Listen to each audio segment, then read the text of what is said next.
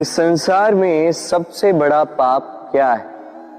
कोई कहेगा असत्य, कोई कहेगा छल, तो कोई कहेगा लालच। नहीं, संसार में सबसे बड़ा पाप है नारी का असम्मान, नारी का मान भंग करना। क्योंकि ये अपराध केवल नारी के शरीर को ही नहीं, उसके मन और उसके आत्मा पर भी प्रहार करती है। फिर प्रश्न ये उठते हैं कि जिसने भी ये अपराध किया है उसे दंड क्या दिया जाए? फिर कोई कहता है शारीरिक पीड़ा, कोई कहता है मृत्युदंड।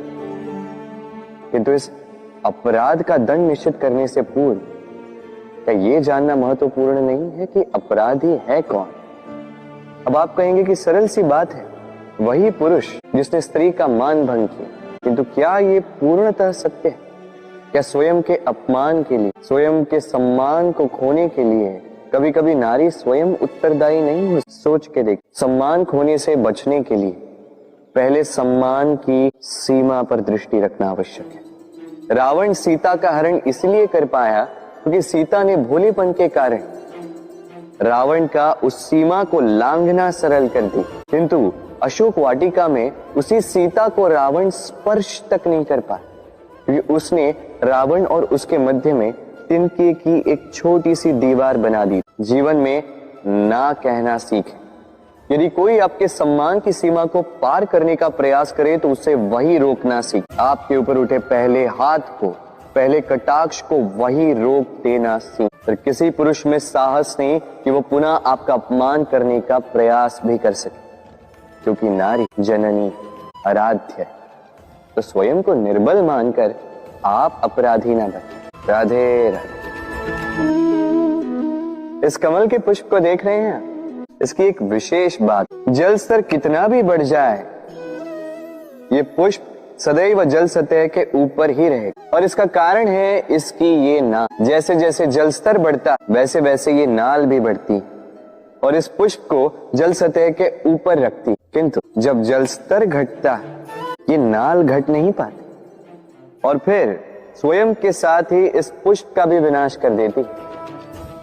मनुष्य के साथ भी यही होता है। जैसे जैसे मनुष्य समृद्ध होता जाता है वैसे वैसे उसका जीवन स्तर बढ़ता जाता है, उसकी अपेक्षाएं, उसकी आवश्यकताएं बढ़ती जाती। किंतु जब संपन्नता घटने लगे उसकी आवश्यकताएं कम नहीं हो पाती और फिर इसी कमल की भांति मनुष्य भी टूट जाता है। तो फिर क्या करें? क्या किया जाए इस परिस्थिति? जीवन स्तर बढ़ाना छोड़ दे? कदापि। किंतु जीवन स्तर बढ़ाने के साथ साथ ही अपनी आत्मशक्ति को सुदृढ़ करें। संकट का समय आने पर आप अपना जीवन कैसे व्यतीत करेंगे इसका अभ्यास करें, क्योंकि जीवन स्तर और जल स्तर तो घटते बढ़ते रहेंगे। ये आप पर निर्भर करता है कि आप इन दोनों के बीच का तालमेल कैसे सुनिश्चित करते हैं। राधे राधे। इस हीरे को देख रहे हैं आप? लाखों करोड़ों वर्षों तक धरती के गर्भ में रहने के पश्चात ये इतना कठोर बनता है, किंतु जब खान से निकाला जाता है कोयले की ही भांति होता है, श्वेत, कठोर, निस्तेज। किंतु जब इसे तराशा जाता है तब इसे तेज प्राप्त होता है और तब ये अपना मूल्य बढ़ाता है। संसार में मनुष्य के साथ भी यही होता है। मनुष्य की बुद्धि, मेधा, अनुभव उन वर्षों के कारण नहीं बढ़ती जो वर्ष हमने हमारे जीवन में व्यतीत किए, बल्कि उन क्षणों से निखरती जब हमने कठिनाइयों का सामना किया, चुनौतियों का सामना किया, संकटों का सामना किया, छल और पीड़ा से। इसलिए यदि आपके जीवन में आपके सामने संकट आए, चुनौतियां आए, पीड़ा आए, तो उसे भयभीत मत होइएगा, उसका स्वागत कीजिए, क्योंकि यही परिस्थितियां आपको वो अनुभव देगी जो आपको प्रबुद्ध करे। राधे राधे। प्रकृति ने हर जीव में एक भाव भरा ताकि वो निश्चल न रहे, कुछ न कुछ कर्म करता रहे, और वो भाव है भूख। संसार में हर जीव, हर पशु, पक्षी, प्राणी परिश्रम करता रहता है अपनी इस भूख को मिटाने की। परंतु क्या अन्य जीवों की भांति मनुष्य की भूख भी पेट तक ही सीमित रहती?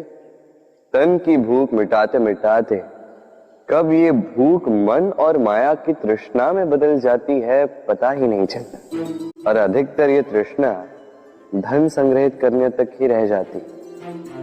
अपना जीवन जीना छोड़कर किसके लिए ये धन संग्रहित कर रहे हैं? आने वाली पीढ़ी के लिए। बड़ी विचित्र बात।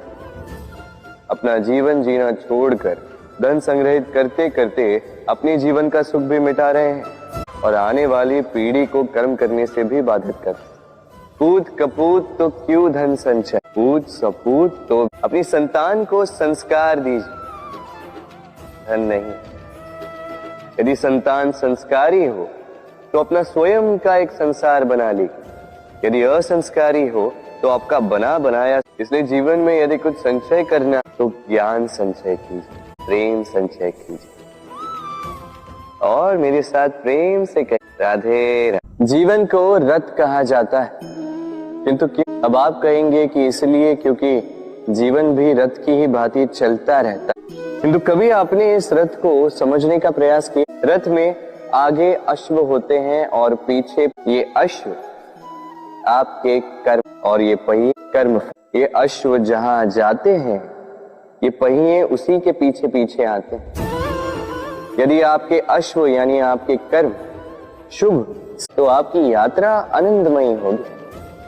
यदि दुष्कर्म के बुरे पथ पर चलें तो आपकी यात्रा गड्ढों और झटकों से युक्त होगी। अब चयन आपका है, आप क्या चाहते हैं?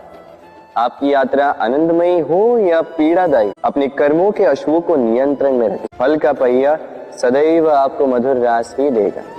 राधे राधे। बताइए श्रेष्ठ कौन?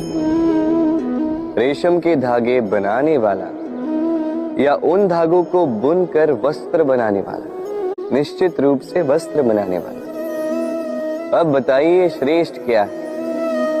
माटी को पूरे तट पर बिखेर कर रख देने वाली बाढ़ या उस माटी को समेट कर उसी से एक मूर्ति बनाने वाला मूर्तिकार? निश्चित रूप से मूर्तिकार। अब बताइए श्रेष्ठ कौन है? देवताओं और दानवों का वो दल जिन्हें अमृत प्राप्ति के लिए इस संसार में हलाहल फैला दिया, या वो महादेव जिन्होंने इस हलाहल को सूक्ष्म करके अपने कंठ में समाहित कर लिया? निश्चित रूप से महादेव श्रेष्ठ। इसी प्रकार संसार में छोटी छोटी बातों को बड़ा करने वाले श्रेष्ठ नहीं होते, क्योंकि छोटी छोटी नोकझोंकों को द्वंद्व में परिवर्तित करना बड़ा ही सरल है। किंतु श्रेष्ठ सदैव वो होता है जो बड़े से बड़े युद्ध को समझौता बनाकर समाप्त कर दे। राधे राधे।